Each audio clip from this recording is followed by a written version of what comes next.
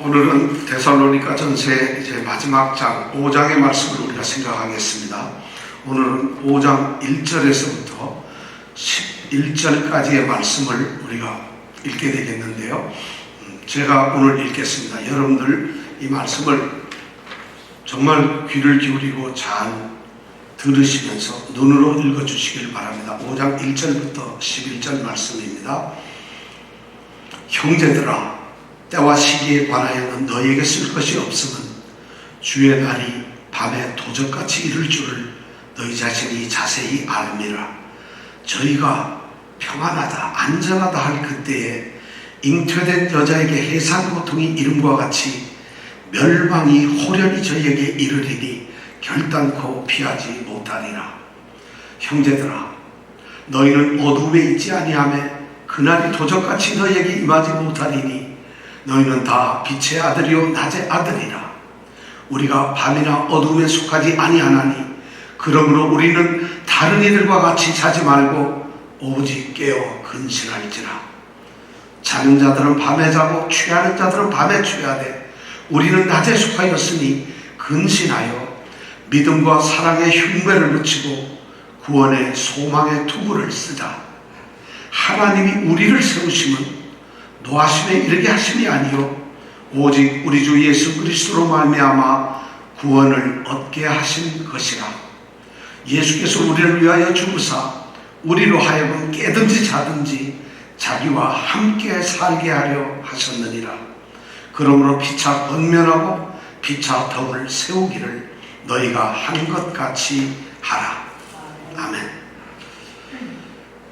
오늘 말씀은 이제 마지막 주님의 재림에 대한 말씀이 되겠습니다. 우리는 지난 한 3주 동안 죽은 자들에 대한 부활과 예수님이 다시 오신다는 말씀에 대해서 우리가 생각을 했습니다.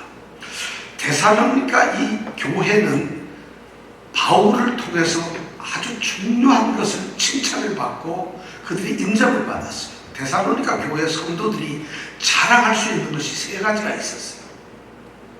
이 자랑이 모든 교회들의 자랑이 되면 너무나 당연한 건데 데살로니가가 자랑할 수 있었던 것은 우선 그들에게는 믿음의 역사가 있었습니다. 그리고 사랑의 수고가 있었어요. 정말 사랑을 열정적으로 하는 사람들, 믿음에 철저하게 헌신된 사람들이었어요. 그래서 믿음의 역사와 사랑의 수고를 가지고 있었어요. 우리가 믿음 생활하고 신앙 생활을 하는데 이 땅에서 성도로서 믿음 생활을 하는 두 기둥이 바로 믿음과 사랑입니다. 믿음은 하나님에 대한, 우리를 구원하신 주님에 대한 알고 깨닫고 그의 말씀을 듣고 순종하며 지켜나가는 그러한 삶을 믿음이라고 합니다. 사랑이란 뭐냐? 그 믿음이 바탕이 되어서 하나님을 사랑하고 또 옆으로는 우리 형제 자매들을 사랑하는 것, 이 믿음과 사랑이 우리 믿음의 전부 다입니다. 이렇게만 살아간다면 우리는 이 땅에서 정말 주님의 인정을 받는 신앙인, 그리스도인, 성도로 인정을 받을 수가 있습니다. 만약 그렇게 살아간다면 그러면 그런 것으로서 끝이 나는 것이냐? 그렇지 않습니다. 그렇게 믿음과 사랑으로 살아간 성도들에게는 정말 포기할 수 없는, 영원히 우리에게 확실하게 주어지는 소망이 있습니다. 바울 사도는 그것을 우리 주 예수 그리스도에 대한 소망의 인내가 있다고 말을 하고 있습니다. 바로 소망, 그 소망을 향해서 우리는 믿음과 사랑의 삶을 살면서 참아갑니다. 왜냐하면 그 소망을 바라보기 때문이죠. 우리 믿는 사람들에게는 그래서 믿음과 사랑으로 살아가면서 소망을 바라고 그 소망 속에서 즐거워하며 믿음의 삶을 살아가는 것입니다. 그러면 성도들이 가지고 있는 이 소망이 뭘까요? 돈을 많이 벌어서 정말 부자가 되는 것, 너무 건강하고 명예를 얻게 되고 권력을 갖게 되고 이 세상에서 가장 행복한 사람이 되는 것, 이것이 그리스도인의 소망일까요? 성경은 우리에게 소망을 단 한마디로 말합니다. 바로 영생, 구원을 우리에게 소망이라고 합니다. 우리는 이 땅에서 이미 구원을 받은 자들, 그리고 영원한 생명을 누리는 자들, 천국에 들어가서 천국의 시민으로서 살아가는 삶을 살아가고 있습니다.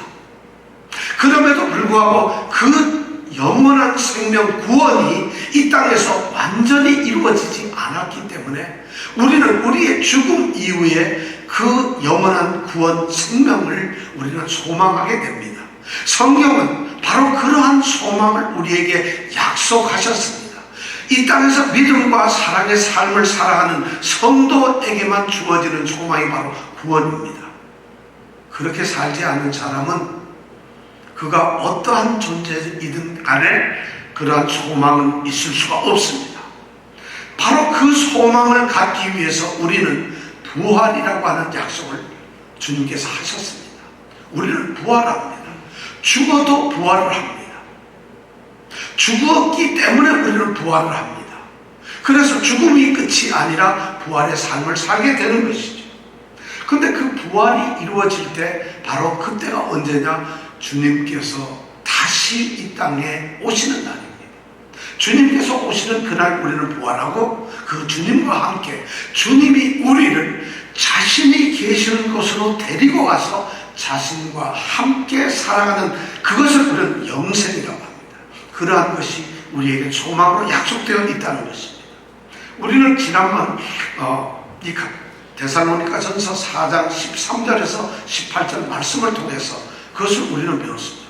주께서 호령과 천사장의 소리와 하나님의 나팔로 친히 하늘로 쫓아 강림하시리니 그리스도 안에서 죽은 자들이 먼저 일어나고 그 후에 우리 살아남은 자도 저희와 함께 구름 속으로 끌어올려 공중에서 주를 영접하게 하시리니 그리하여 우리가 항상 주와 함께 있으리라. 이것이 바로 4장 16절 17절 말씀입니다. 이런 소망이 누구에게 있다고요? 성도들에게 있습니다. 그 성도가 살아있든지 죽었든지 그리스도 안에서 죽은 자들, 그리스도 안에서 사는 자들은 주님의 재림하는 날에 바로 그러한 약속, 그러한 소망을 가질 수 있다고 우리에게 말씀을 하셨습니다. 그 말씀을 하고 난 다음에 시작되는 말씀이 바로 오늘 5장 1절의 말씀입니다.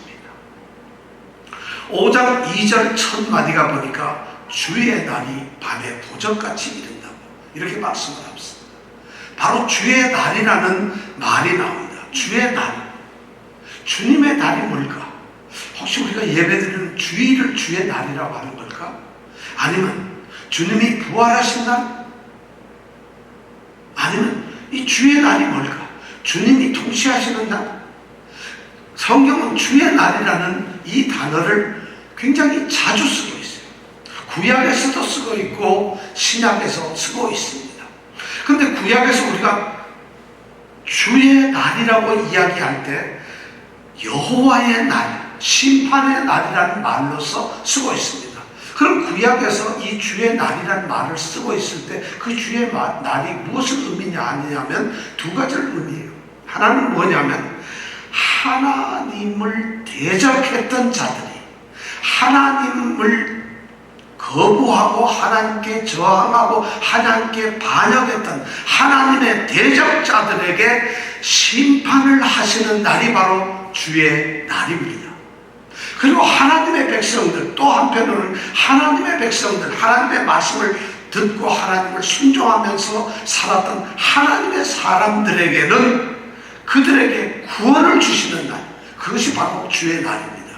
그 날이 언젠가 주님께서 재림하는 날입니다. 근데 그 날은 어떤 사람들에게는 무시무시한 날이 될 것입니다.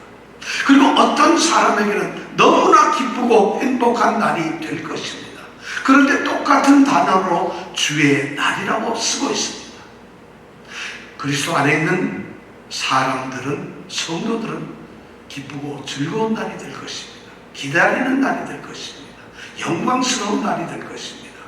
그러나 그렇지 않은 사람, 그리스도 밖에 있는 자들은 정말 고통스러운 날이 될 것입니다. 구약은 그 주의 날을 정말 아주 무시무시하게 묘사를 하고 있습니다. 이사야서 13장 9절에서 11절은 제가 읽어드리겠습니다. 이렇게 되어 있습니다. 여호와의 날 곧 잔혹히 분냄과 맹렬히 노하는 날이 임하여 땅을 황무케 하며 그 중에서 죄인을 멸하리니 하늘의 별들과 별 떨기가 그 빛을 내지 아니하며 해가 돋아도 어두우며 달이 그 빛을 비추지 아니할 것이로다. 내가 세상의 악과 악인의 죄를 멸하며 교만한 자의 오만을 끊으며 강포한 자의 거만을 낮출 것이다. 이렇게 말씀합니다. 그게 주의 날이에요. 믿지 않는 자들에게 지금 내려지는 심판의 모습을 이렇게 기록을 하고 있어요. 우리가 잘 아는 요엘 선지자는 2장 30절에서 31절 또 이렇게 얘기하고 있어요. 내가 이 점을 하늘과 땅에 베풀리니 곧 피와 불과 연기 기둥이라. 여호와의 크고 두려운 날이 이르기 전에 해가 어두워지고 달이 핏빛같이 변화하리라. 이것이 바로 하나님을 알지 못하는 사람들에게 내려지는 것이에요. 구약은 바로 이스라엘 백성들이 그러한 여호와의 날을 사모하면서 선택받은 이 이스라엘 백성들은 하나님의 날이 되기를 사모하며 그날을 그리워하며 광야의 삶도 이겨낼 수 있었고 외인들의 핍박 속에서도 그들은 신앙을 지킬 수가 있었다는 것이죠. 신약에 와서도 똑같습니다. 신약에 와서는 여호와의 날을 그리스도의 날이라는 말로 단어를 바꾸고 있습니다. 또는 그날이라고 표현을 하고 있어요. 단순히 그날. 그래서 우리 성도들은 그날을 기다립시다. 그날을 사모합시다 하면 바로 그날이 주의 날이 되는 것이죠. 주의 날은 주님이 재림하시고 구원과 심판을 이루시는 날이 바로 그날입니다. 주님께서는 심판자로서 이 땅에 오셔서 다시 오셔서 사람들의 죄를 심판하실 것이고 하나님을 택하신 주의 백성들에게는 구원을 주실 것입니다. 그래서 주님은 주님이 다시 오는 그날을 이렇게 또 말씀을 하고 계십니다. 누가복음 17장 26절에서 30절은 이렇게 기록을 하고 있습니다. 노아의 때에 된 것 같이 인자의 때에도 그러하리라. 노아가 방주에 들어가던 날까지 사람들이 먹고 마시고 장가들고 시집가더니 홍수가 나서 저희를 다 멸하였으며 또 롯의 때와 같으리니 사람들이 먹고 마시고 사고 팔고 심고 집을 짓더니 롯이 소돔에서 나가던 날에 하늘로서 불과 유황이 비오듯 하여 저희를 멸하였느니라. 인자에 나타난 날에도 이러하니라. 주님께서도 심판을 말씀을 하시면서 주님의 재림 때에는 악인들은 이런 심판을 받는다는 것입니다. 노아 의인 하나를 건지시고 그의 가정을 건지셨지만 그 당시에 모든 사람, 죄 가운데 있는 죄인들 멸하셨어요. 소돔 고모라의 그 성에서 롯과 그의 아내와 두 딸 외에는 모든 이 소돔 고모라 성의 사람들이 불과 유황에 의해서 태워 죽고 맙니다. 이런 주의 날이 있다는 것을 주님께서 우리에게 말씀을 하시는 거예요. 바로 이 주님의 날은 어떤 날이냐? 하나님께서는 악한 자들을 무서운 심판으로 직접 심판하십니다.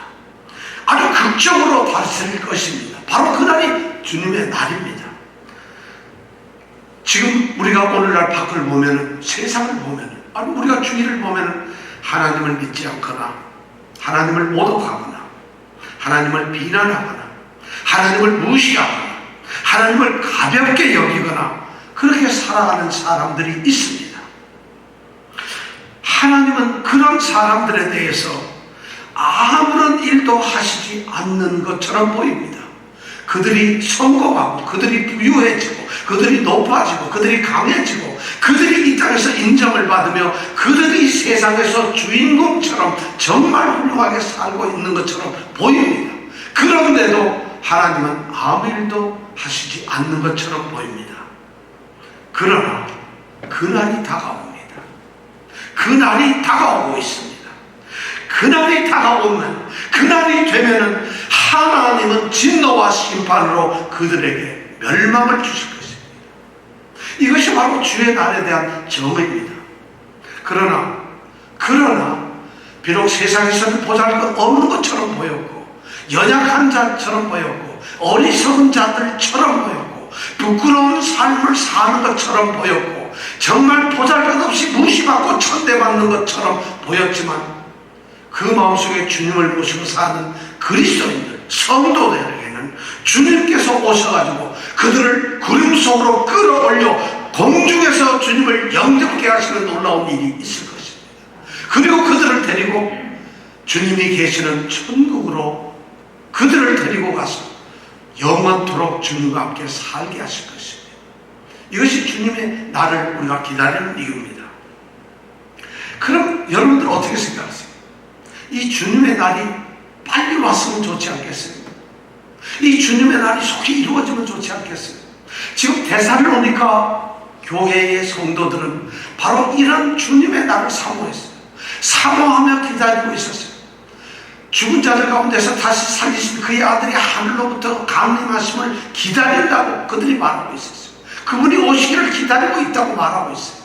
그런데 죽은 자들이 어떻게 될 건가? 바울 사도는 그들에게 죽은 자들이 결코 그냥 죽고 끝나는 것이 아니라 그들도 우리와 같이 동일하게, 아니 우리보다 먼저 부활하고 주님과 함께 천국으로 올라갈 것이라는 것을 말했습니다.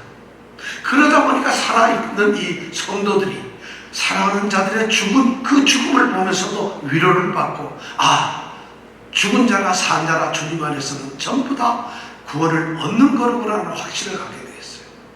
그러다가 보니까 주님의 날을 더 사모하게 되는 것이에요. 여러분들에게 묻습니다.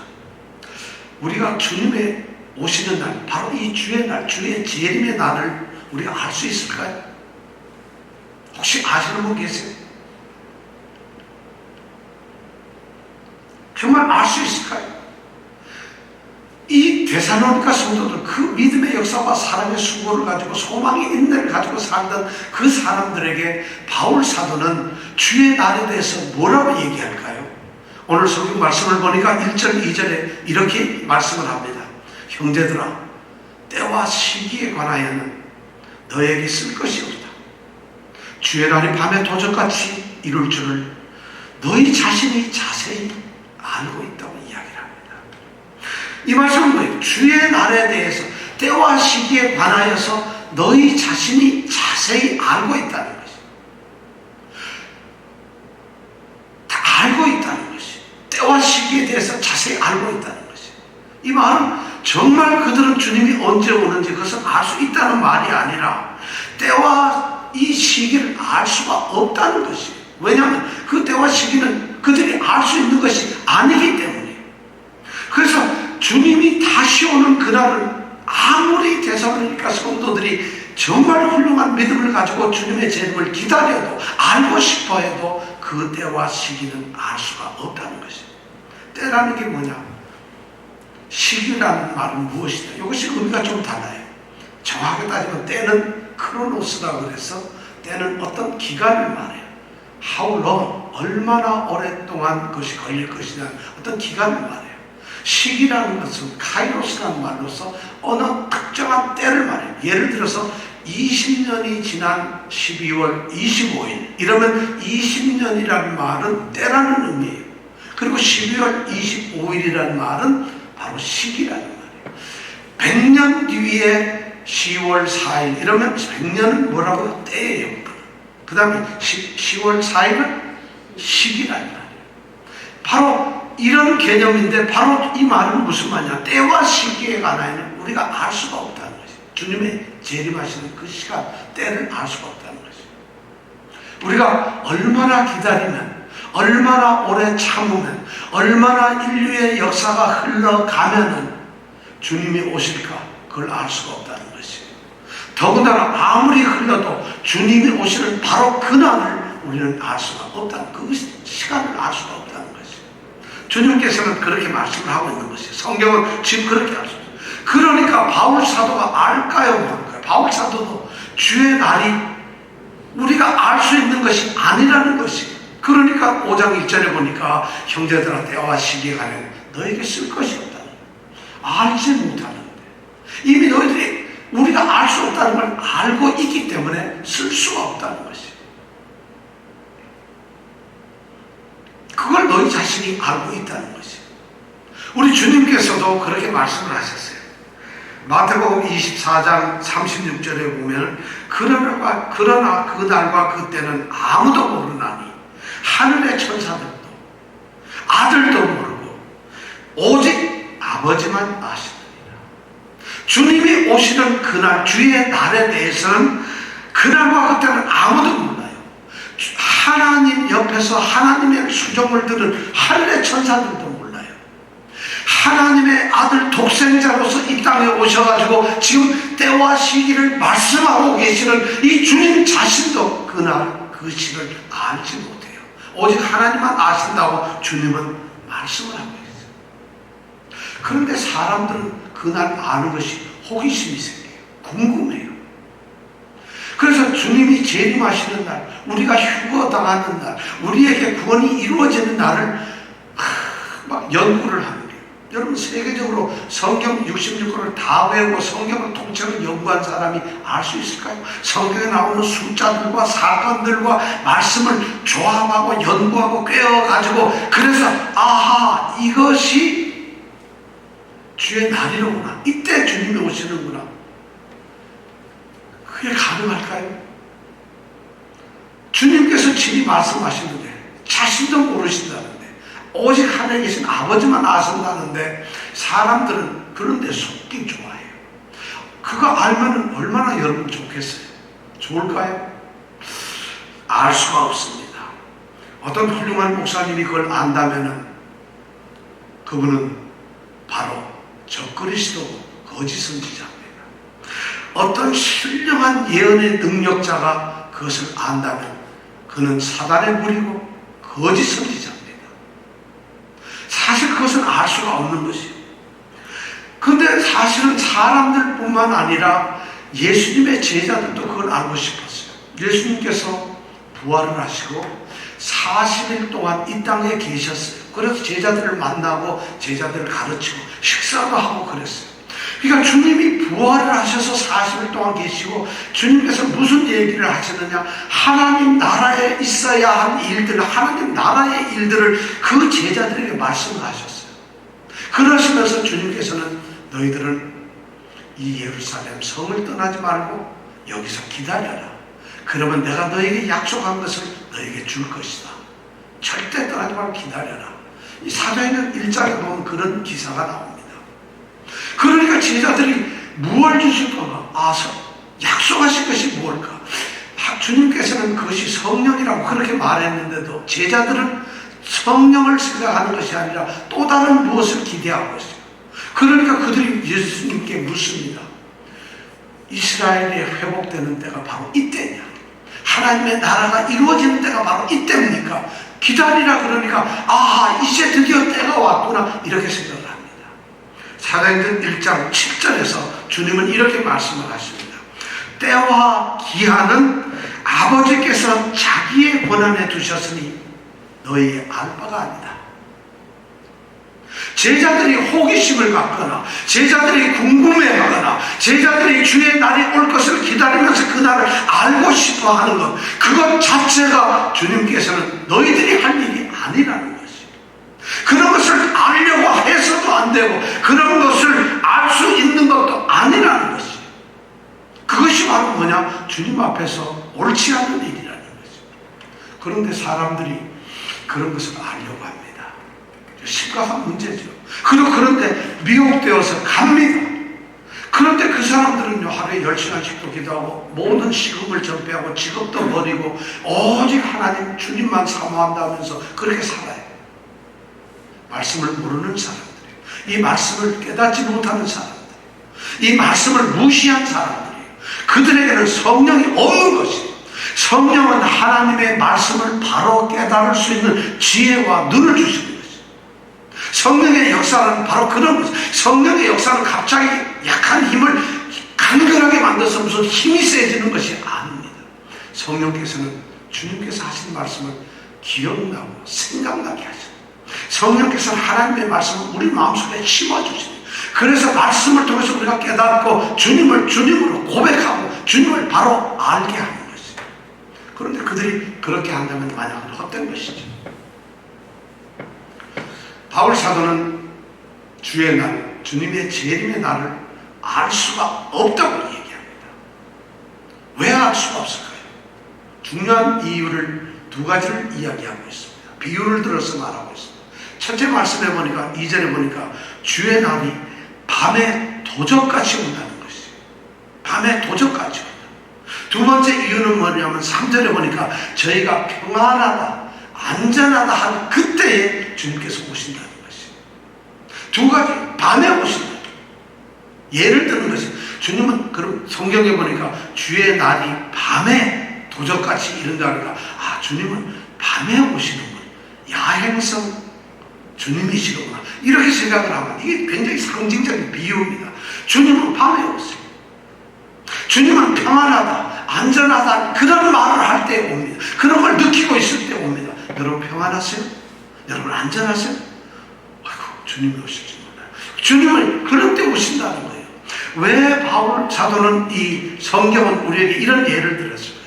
밤에 온다는 얘기가 뭘까요? 밤이란 어둠이에요. 알지도 볼 수도 그럴 수도 없어요. 그리고 밤에는 우리가 뭐예요? 자요. 깨어있질 않아요.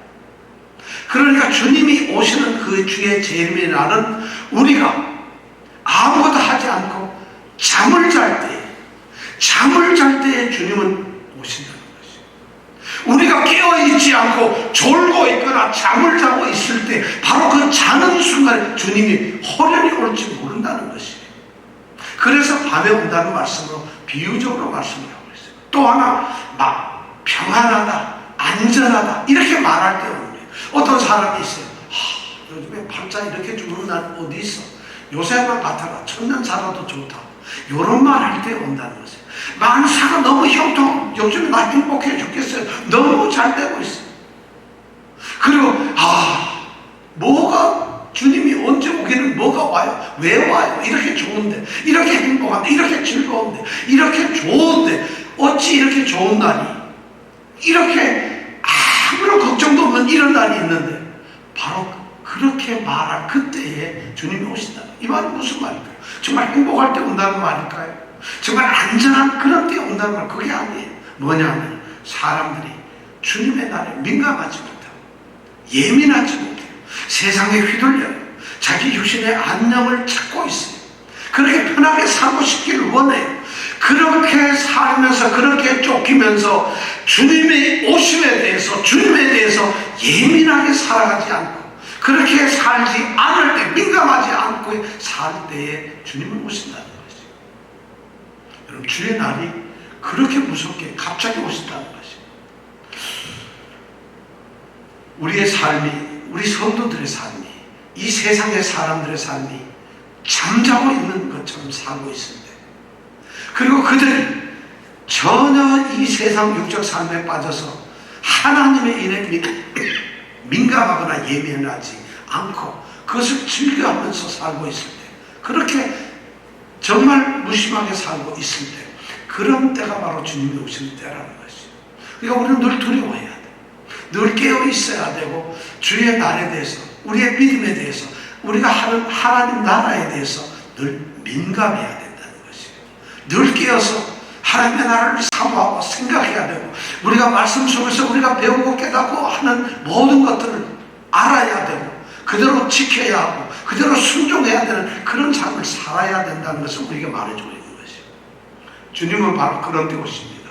오늘도 그 다음 말씀은 주님은 그럼 어떻게 오시는가? 우리가 그게 참 궁금해요. 역시 두 가지가 있어요. 첫 번째는 뭐냐면, 비유로 더불어 첫 번째가 밤에 도적같이 온다. 도둑놈처럼 온다는 거죠. 또 두 번째 어떻게 오시는가 하면, 잉태된 여자에게 해산고통이 이름과 같이 온다고 되어 있어요. 그렇게 주님은 오신다고 2절과 3절에 그렇게 말씀하고 있어요. 자, 도적같이 온다는 얘기는 뭘까요? 밤에 도적같이 온다는 것은 주님이 살고 온다는 이런 말일까요? 주님이 오시는 것은 모든 사람이 오시는 걸 보게 될 것이라고, 너의 눈으로 보게 될 것이라고 말씀하는 주님이신데, 주님이 밤에 도적처럼 살짝 올까요? 그럼 이건 무슨, 밤에, 주의 날이 밤에 도적같이 온다는 걸 말은 무슨 말이에요? 도적은 들어갈 때, 어느 집에, 우리 권사님 집에 도적이 들어갈 때 이메일을 보냅니다. 김진아 권사님, 내일 밤 12시 2분에 내가 도적으로 들어갑니다. 알리고는 도적이 있나요? 그래서 공개하고 미리 통보하는 도적이 있나요? 도적같이 온다는 얘기는 절대로 어떠한 경고나 예고나 아무런 것을 알 수 없는 불시 온다는 얘기예요. 주님이 오시는 그 오시는 방법이 뭐냐면은 우리가 이때 오시겠구나 하고 딱 보충을 알았을 때 그때 오시는 게 아니라 갑자기 호령이 오신다는 거죠. 그것이 밤에 도적같이 온다는 말이에요. 여러분, 그러니까 언제 올지 모르는 호령이 오시는 그 주님의 날을 우리가 늘 깨어있지 않으면 알 수가 없어요. 그래서 도적같이 온다는 말이에요. 그 다음에 또 중요한 말이 3절에 보니까 잉태된 여자에게 해산고통이 이른 것 같이. 저는 잉태를 안 해봐서 해산고통이 뭔지 모릅니다.